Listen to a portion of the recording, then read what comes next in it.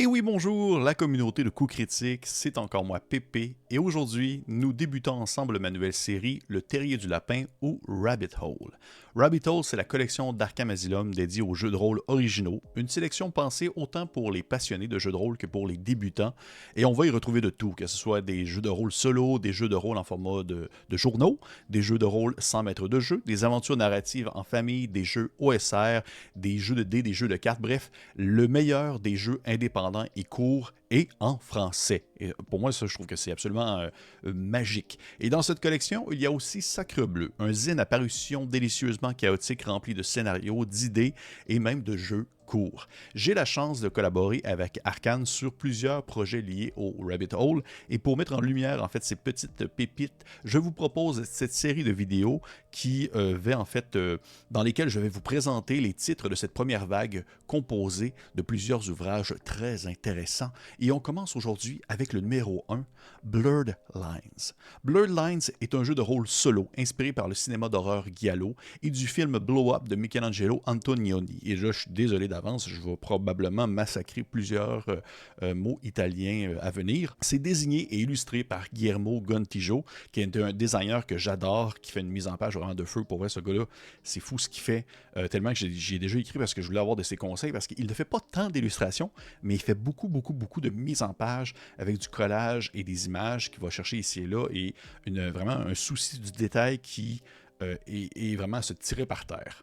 Côté thématique, dans Blurred Line, vous incarnez un photographe de scène de crime qui traque un tueur en série. Vous explorez des lieux, vous prenez des photos et vous révélez ce qui s'y cache tout en tentant d'identifier le meurtrier avant que ce dernier ne vous trouve. Et d'une petite parenthèse cinéma, le Galio, si vous ne connaissez pas du tout ce que c'est, eh bien c'est un genre italien né dans les années 60, à la croisée du policier, du thriller psychologique, de l'horreur. Ça a eu son âge d'or dans les années 70 et ça a eu une influence majeure sur les slashers américains comme Halloween ou Vendredi 13. Giallo veut dire jaune. Ça vient de romans italiens, policiers, à couverture jaune, en fait, justement, qui était publié dans les années 30. Et rapidement, giallo est devenu synonyme de suspense criminel. Ça a souvent des couleurs saturées, un éclairage rouge-bleu, un décor moderne et baroque. Ça a souvent une mise en scène qui est très travaillée aux dépens du scénario qui parfois n'a ni queue ni tête. Et la musique, elle est souvent composée par des compositeurs très marquants comme Ennio Morricone ou encore Goblin qui a fait la trame sonore de Suspiria ou même justement de Deep Red. Que j'ai écouté, Profondo Rosso, je pense, en italien, que j'ai écouté très récemment, que je n'avais jamais vu, d'un film justement de Dario Argento, qui pour moi représente très bien ce que c'est le giallo. Et là, bon, regarde, on va couper ça, là, ma petite parenthèse cinématographique, je suis pas là pour ça, je suis là pour vous parler de Blurred Lines, mais vous allez voir, c'est quand même assez important, je vais y revenir tout à l'heure. Dans Blurred Lines, le tueur a déjà fait 4 victimes et c'est à vous de découvrir les scènes suspectes, assembler les indices avant que avant que le meurtrier ne vous trouve. Et c'est important de mentionner, c'est vous qui construisez la solution. Il n'y a pas de réponse écrite dans le livre, il y a seulement des questions guidées, votre intuition qui mène l'enquête. Vous devez vous-même un peu, en quelque sorte, concevoir, créer beaucoup d'éléments afin de trouver une certaine logique et un sens dans ce que vous vivez comme expérience. Mais, malgré tout, il y a un cadre, il y a des règles à respecter. Et comment jouer? Eh bien, vous avez besoin d'un jeu de 52 cartes, sans les jokers. Vous avez besoin d'un dé à 10 faces. Vous avez besoin d'un plan de la ville, une ville, en fait, de votre choix. Ça peut être, par exemple, Québec. Vous avez besoin de post-it afin de les marquer, en fait, sur le plan de la ville. Et vous avez besoin de 15 pions pour gérer des jauges, que ce soit votre jauge d'indice ou la jauge du tueur. Les deux vont se remplir au cours de la partie et si l'une atteint son point de finalité avant l'autre, eh bien, ça peut mal ou bien finir selon, bien entendu, le déroulement des événements en cours de jeu. Votre personnage possède 3 attributs, le réflexe, le cran et la présence. Ces 3 attributs-là sont échelonnés sur des valeurs de soit -1, 0 ou 1. C'est vous qui décidez où est-ce que vous les mettez. La mise en place se fait de la façon suivante. Vous mélangez un jeu de cartes, vous retirez les 2 jokers, donc vous vous ramassez avec 52 cartes. Vous choisissez une ville, ça peut être Québec par exemple. Vous devez avoir une version imprimée de la carte devant vous. Vous lancez un des 10 plus 2. Le résultat, ça donne le nombre de lieux que vous pouvez visiter sur la carte. Et ces lieux-là, en fait, vous devez les inscrire sur des post-it et les placer sur la carte en question. Et chaque post-it, c'est un lieu que vous avez pris une photo. Ça peut être, par exemple, l'exemple dans le livre, c'est la vieille gare. Je vais y revenir tout à l'heure, mais ça peut être la fontaine au centre-ville. Ça peut être le bâtiment où habite votre grand-mère, par exemple. Et sur chaque post-it, donc sur chaque photo, vous inscrivez également 3 informations. Un P, un I et un A. Ça représente le premier plan, le plan intermédiaire et l'arrière-plan. Parce que durant la partie, vous pouvez accumuler 3 informations sur un post-it. Ces 3 informations que vous relevez lorsque vous regardez en quelque sorte la photo, ou est-ce que vous visitez le lieu, où est-ce qu'il y a eu peut-être un crime, ou est-ce qu'il y a peut-être des indices qui se cachent. Le premier plan, c'est un peu la première chose qui vous apparaît lorsque vous regardez la photographie. Le plan intermédiaire, c'est plutôt un peu au second coup d'œil, qu'est-ce qui peut être relevé. Et finalement, l'arrière-plan, c'est un peu vraiment les détails qui sont un peu plus cachés, qui pourraient peut-être vous mener jusqu'au meurtrier. Et l'exemple, dans le livre, La vieille gare, au premier plan, il est marqué « Un aveugle qui attend avec un chien ». Et ça, c'est pas mentionné dans le livre, c'est vous qui l'avez créé. Parce que lorsque vous concevez en fait le premier plan, vous devez répondre à certaines questions que vous propose l'ouvrage et un peu vous inspirer avec l'envie du moment. C'est vraiment vous qui concevez, c'est pas une ligne directrice très précise, c'est vraiment vous qui allez avec l'inspiration que vous avez au moment où vous débutez la partie. Et vous voyez qu'à côté d'un aveugle qui attend avec un chien, entre parenthèses, il y a un O. Ça, c'est très important. Ça veut dire que c'est une vue ordinaire. Dans le jeu, il y a 2 types de vues. Il y a les vues ordinaires et les vues singulières. Et les vues, en fait, elles s'accumulent sur les différents post-it, sur les photos, dans soit le premier plan, le plan intermédiaire ou l'arrière-plan. Parce qu'en fait, la vue ordinaire, c'est un peu simplement un peu ce que vous voyez, ça n'a pas d'indice en soi, ça n'apporte pas un plus-value à votre enquête, c'est simplement une constatation concernant un élément qui s'affiche présentement sur la photo. Mais une vue singulière, c'est un indice potentiel. Et plus la partie avance, plus il va arriver des événements et plus vous allez devoir inscrire sur certains post-it des vues ordinaires et des vues singulières.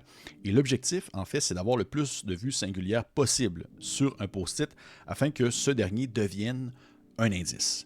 Et là, l'exemple qui est mentionné dans le livre avec la vieille gare, pour le plan intermédiaire, il est marqué « Un clown couché par terre » et entre parenthèses un S, pour mentionner qu'il s'agit en fait vraiment d'une vue singulière. C'est un indice peut-être. Et là, on espère en fait qu'à l'arrière-plan, il va avoir une autre vue singulière. Vous avez quand même une certaine capacité d'influence sur les événements en cours. Des fois, vous pouvez décider à l'endroit où vous pouvez inscrire une vue singulière.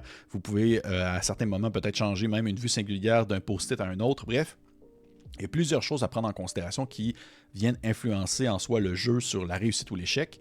Mais l'objectif, c'est d'avoir le plus de vues singulières possible sur un post-it parce que lorsque vous en avez 2, eh bien, ça vous assure un indice.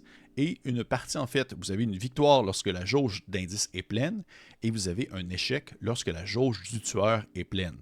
Et la jauge du tueur, eh bien, elle se remplit à mesure que vous vivez des expériences, à mesure que vous expérimentez des événements durant le jeu, que vous faites des rencontres, etc. Un tour de jeu, en fait, parce que le jeu se déroule dans plusieurs tours et un tour possède en fait lui-même plusieurs étapes que vous devez respecter. Et là, je vais également vous les faire apparaître à l'écran. Dans un tour de jeu, vous devez choisir le lieu que vous souhaitez visiter. Vous devez piocher une carte de votre paquet de cartes. Vous devez lire en fait l'événement qui est associé à la carte que vous avez pigée. Vous devez faire le test associé à l'événement, résoudre ce dernier, noter bien entendu ce qui en ressort et défausser la carte. Et là, en fait, les événements, c'est qu'il y en a 4 types. Ça dépend, en fait, le type de carte que vous avez choisi, la couleur que vous avez pigée. Est-ce que c'est un pic, un carreau, un trèfle ou un cœur? Les pics, ça signifie que le tueur est quand même proche. Et là, vous devez faire un test de cran, qui est une de vos 3 caractéristiques.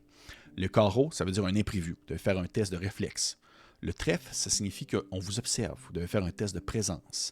Et le cœur, c'est un visage familier. Et le niveau de difficulté, en fait, d'un événement est associé au nombre qui est affiché sur la carte. Donc, si, par exemple, vous pigez le 6 de pique, eh bien, vous devez avoir comme résultat final, en prenant en considération les modificateurs de votre caractéristique, vous devez avoir 6 ou plus. Si vous avez 5 ou moins, c'est un échec. Donc, si par exemple, vous avez eu votre cran, c'est votre caractéristique, votre attribut qui est à plus 1, eh bien, vous lancez le D10, vous avez un 5, eh bien, 5 plus 1, 6, vous réussissez en fait l'action. Et là, en fait, la petite particularité, c'est que le jeu, en fait, vous propose des tables. Il y a plusieurs tables qui sont associées aux réussites et aux échecs. Donc, si vous avez réussi l'action de pique, du 6 de pique, c'est une table précise. Et si vous avez échoué, en fait, l'action du 6 de pique, c'est une autre table. Et là, c'est vraiment là où se déroulent en quelque sorte les événements. Et là, à titre d'exemple, je vais vous faire afficher à l'écran la réussite et l'échec pour le 6 de pique. Donc, vous voyez que pour le 6 de pique, s'il s'agit d'un échec, la répercussion est la suivante. Sur le chemin du lieu, vous avez dû prendre une autre route car la police a barré la route principale. Les policiers ont l'air de craindre quelque chose. Que remarquez-vous? Et la répercussion est poser un pion sur la jauge du tueur et retirer un pion de la jauge d'indice. Et vous voyez que l'espèce d'événement, en quelque sorte, qui est décrit, c'est vous qui concevez les péripéties, c'est vous qui prenez en charge en soi la narrative et vous décrivez. Le livre vous propose, vous lance des questions et vous devez y répondre avec l'inspiration du moment, mais il y a quand même une conséquence mécanique, c'est-à-dire vous posez un pion sur la jauge du tueur, ce qui est vraiment très mauvais pour vous, et vous retirez un pion de la jauge d'indice, qui est aussi très mauvais pour vous. Et ça, c'est vraiment l'échec. Donc, non seulement le tueur a pris de l'avance, mais en plus, vous avez pris du retard. Et pour la réussite du 6 de pique, il est marqué « Vous étiez là au bon moment. Le tueur a été aperçu quand il s'enfuyait par une ruelle sombre en laissant derrière lui quelque chose d'insolite. De quoi s'agissait-il et comment cela a-t-il fait capoter son prochain meurtre? » Et la répercussion, c'est retirer un pion de la jauge du tueur. Donc, le tueur prend du retard, ce qui est bon pour vous, et vous devez répondre en quelque sorte à la question qui vous est posée dans la description de l'événement. Donc, qu'est-ce qu'il a laissé derrière lui? Et si on prend par exemple l'exemple du clown dans la rue, qui est couché à terre et tout ça, on pourrait dire qu'il a laissé une perruque de circassien. Peut-être que le tueur est un circassien, peut-être que c'est quelqu'un qui travaille justement dans une fête foraine, dans un cirque ou c'est un forain. Bref, il y a mille et une choses à créer sur le moment. Et là, ça, en fait, ces événements-là, que ce soit le pic, le trèfle, le cœur ou le carreau, eh bien, c'est pour les chiffres de 2 à 10. Parce que si vous avez un as ou une figure, c'est autre chose. Si vous avez un as, vous pigez un as durant les événements, eh bien, ça, c'est un nouveau lieu que vous pouvez découvrir durant la partie, un nouveau lieu avec des nouveaux indices, un nouvel endroit où vous avez pris une photo, alors que les figures, ce sont des rebondissements. Et ça change à chaque fois. C'est un peu pour montrer, comme dans les Giallo, qu'il y a des événements qui surviennent et qui vont au-delà de la compréhension des personnages. Des fois, ça peut être des événements qui n'ont aucun lien avec l'affaire. J'avais déjà eu par hasard, j'ai fait une partie test pour le plaisir, et j'avais eu par hasard que, en fait, c'était mon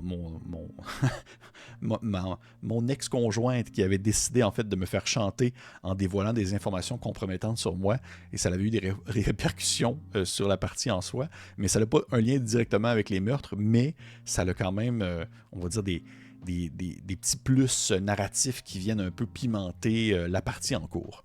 Et là, ça, en gros, c'est un peu ça, le jeu de Blur Lines, c'est-à-dire lancer des dés pour accomplir des actions, vous pigez des cartes pour voir justement le type d'action que vous vivez, des résultats positifs, des résultats négatifs, vous accumulez des jauges, en fait, 2 jauges qui se remplissent, une jauge d'indice qui doit se remplir et que vous pouvez atteindre un certain point pour gagner la partie, ou la jauge du tueur qui se remplit à mesure que vous vivez des contre-coups dans votre investigation. Si la jauge du tueur se remplit, eh bien, vous êtes assurément sa prochaine victime que vous allez vous faire tuer de façon un peu extravagante comme dans tout bon Giallo. Et il y a quelques petits éléments qui peuvent vous permettre d'influencer en soi vos jets de dés, mais sinon il y a quand même beaucoup de hasard qui repose là-dessus, ce qui selon moi n'est pas non plus une mauvaise chose, parce que je considère que le jeu, c'est un très bon exemple de jeu solo pour quelqu'un qui débute dans le jeu solo comme moi, qui demeure très néophyte dans le milieu. Et ce que j'adore en fait dans Blur Line, c'est il y a un annexe qui est proposé dans le livre sur le cinéma Giallo. Donc un vrai appel à explorer le genre, un peu comme l'appendix N de D&D. Donc vraiment l'annexe N où est-ce qu'on avait des références de jeux de rôle, pas de jeux de rôle, mais de livres de fiction, de fantasy pour pouvoir explorer un peu les inspirations qui ont servi pour D&D. Bien là, c'est la même chose. Donc vraiment, les inspirations Giallo. Et ça, je trouve ça quand même vraiment cool. Donc à qui s'adresse Blur Line? Je dirais aux amateurs de jeux solo, aux débutants dans le jeu solo, comme moi, parce que c'est vraiment parfait pour ça. C'est très direct, c'est très simple, on comprend vraiment où est-ce qu'on s'enligne par rapport à les mécaniques de jeu, qu'est-ce qui est attendu. Il n'y a pas beaucoup de gestion à faire, ça demeure très minimaliste en termes de gestion de personnage. Vous avez vos 3 attributs, vous avez vos jauges, c'est pas mal tout. Je trouve que ça s'adresse aussi aux curieux du cinéma, aux joueurs qui veulent sortir du médiéval fantastique en quelque sorte, aux fans de hasard et de mystère, parce qu'il y a beaucoup de tables aléatoires, chose que moi j'apprécie énormément. En bref, un jeu intriguant, stylé, cinématographique à souhait, un voyage dans le giallo à travers un jeu solo.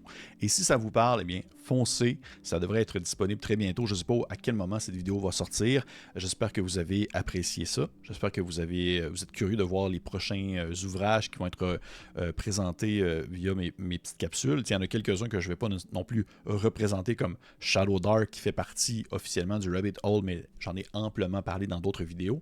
Et on se retrouve très bientôt pour un prochain titre de ces petits bijoux qui proviennent du terrier du lapin.